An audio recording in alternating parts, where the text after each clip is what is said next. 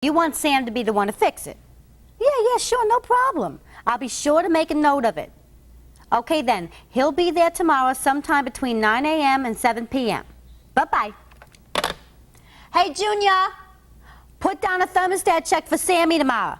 The address is, what? He can't? Oh, okay, send Rocky or somebody else, okay?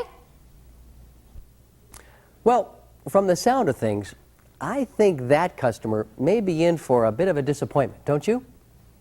And that's unfortunate, because I know from personal experience that when I've received really good service from someone, I want that same person to help me again.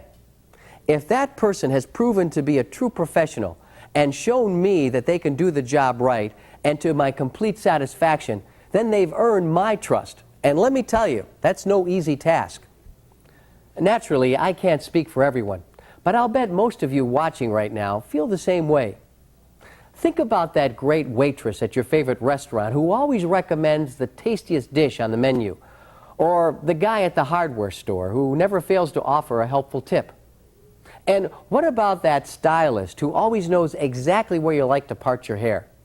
Well, we all appreciate fine service, and since it isn't all that common, we tend to feel most comfortable dealing with people who've already passed our personal tests.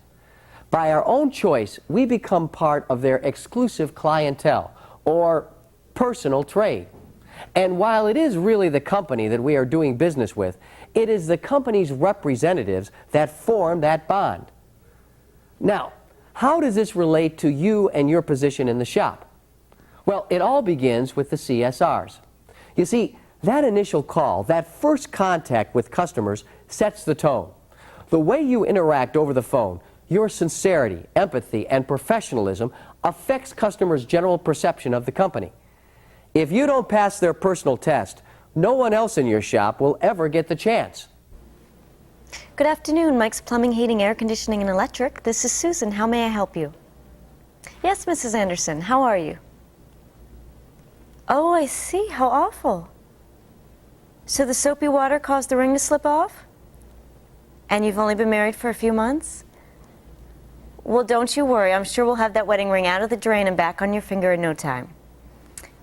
Oh, of course. You'd like Mike to come? You're right, he is a great guy. And I'd be glad to give our dispatcher the message. When would it be convenient for Mike to visit your home?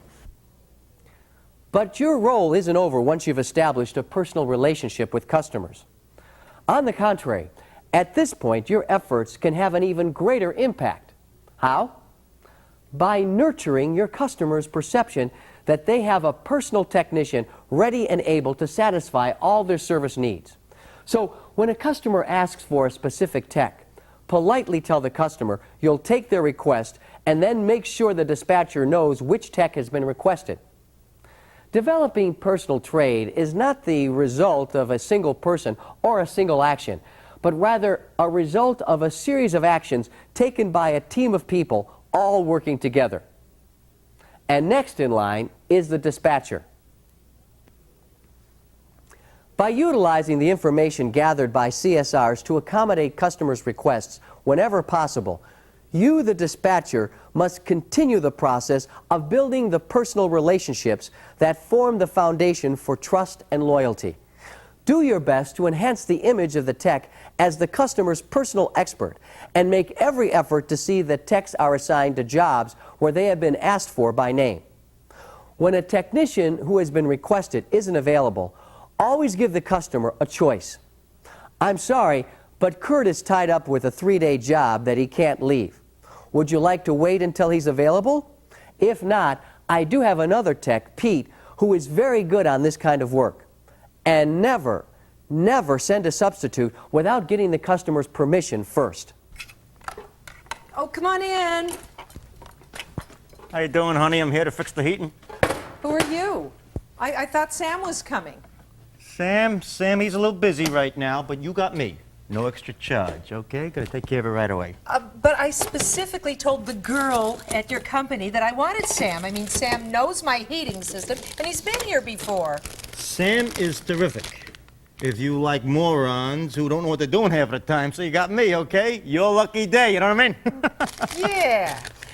You know, You know, I just remembered a very important meeting that I have to go to this afternoon. And I am going to be gone all afternoon. So I'm really going to have to ask you to go now. We can't get it done today.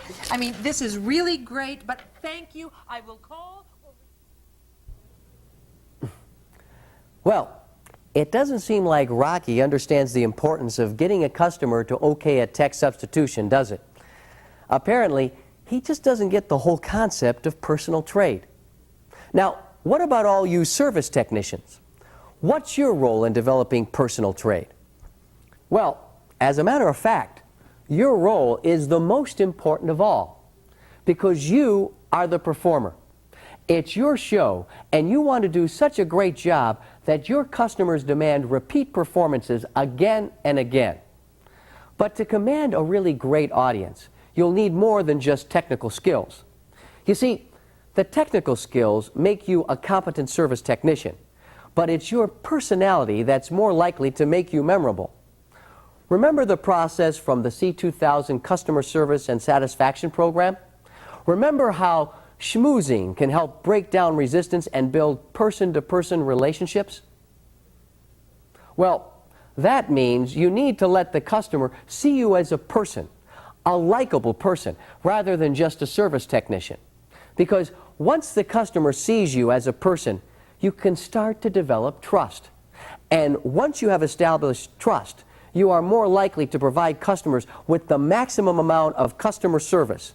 So at the end of each call, don't forget to encourage your customers to call the shop again and ask for you.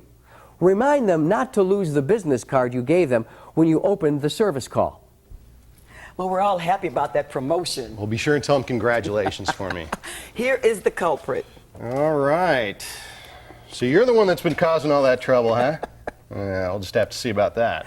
Well, I sure am glad I kept this business card from your last service call. Me too. I don't know what Tyler put down this drain. Well, see, I told you that card might come in handy. Yeah. Well, not to worry, Mrs. Murphy. It's probably just another one of those toy action figures like last time. Nothing Well, I can't handle. I hope it's just one. I think Tyler's still pretending that this is the black hole in space Are you again. kidding? God, where do kids come up with stuff I like don't that? know. So what happens once the team has successfully worked together to develop personal trade? Well, there's a bit of a snowball effect. What starts out very small becomes increasingly large as it moves along and gains momentum. Once trust has been established, customers begin to ask for specific techs and become more loyal to the company. The amount of repeat business increases, and that's great because repeat customers are much more likely to accept service and appreciate a higher degree of customer service. As a result, the technicians are kept busy, the shop becomes more successful, and there is greater opportunity and job security for everyone. Well, that's all for today's topic. Goodbye for now. I'll be seeing you in a later module.